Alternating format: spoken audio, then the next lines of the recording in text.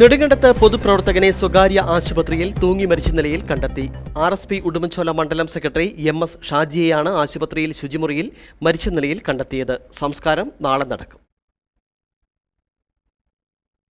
RSP Udumbanchola മണ്ഡലം സെക്രട്ടറിയായ Nedumkandam മുല്ലവേലിൽ MS ഷാജിയെയാണ് നെടുങ്കണ്ടത്തെ സ്വകാര്യ ആശുപത്രിയിലെ ശുചിമുറിയിൽ മരിച്ച നിലയിൽ കണ്ടെത്തിയത്.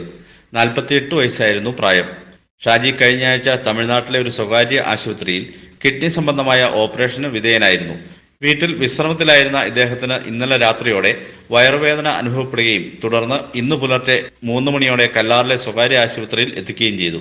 രാവിലെ ഭാര്യ ഭക്ഷണം വാങ്ങുന്നതിനായി കാന്റീനിൽ പോയി തിരികെ മുറിയിലെത്തിയപ്പോൾ ശുചിമുറി അടച്ച നിലയിലായിരുന്നു.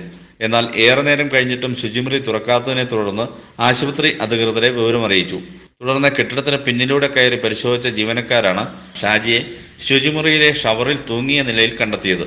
ഉടൻ തന്നെ ശുചിമുറിയുടെ വാതിൽ തകർത്ത് അകത്ത് കയറിയപ്പോഴേക്കും മരണം സംഭവിച്ചിരുന്നു. ആശുപത്രി അധികൃതർ അറിയിച്ചതനുസരിച്ച് നെടുങ്കണ്ടം പോലീസ് സ്ഥലത്തെത്തി മേൽ നടപടികൾ സ്വീകരിച്ചു.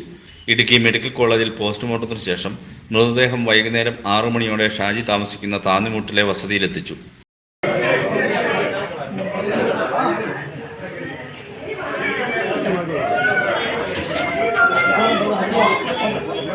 നെടുങ്കണ്ടത്തിലെ സാമൂഹിക സേവന പ്രവർത്തനങ്ങളിൽ നിറസാന്നിധ്യമായിരുന്ന MS ഷാജിയെ കാണാനും അന്തിമോപചാരം അർപ്പിക്കുവാനുമായി സമൂഹത്തിന്റെ നാനാതുറകളിലുള്ള ആളുകളും പൊതുപ്രവർത്തകരും അടക്കം നിരവധി ആളുകളാണ് താന്നിമൂട്ടിലെ അദ്ദേഹത്തിന്റെ വീട്ടിലേക്ക് എത്തിക്കൊണ്ടിരിക്കുന്നത്.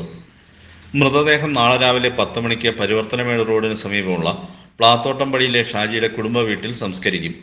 മിനിയാണ് ഷാജിയുടെ ഭാര്യ. അക്ഷയ, അഭിജിത്ത് എന്നിവർ മക്കളും സന്ദീപ് മരുമകനുമാണ്. News bureau, Nedumkandam.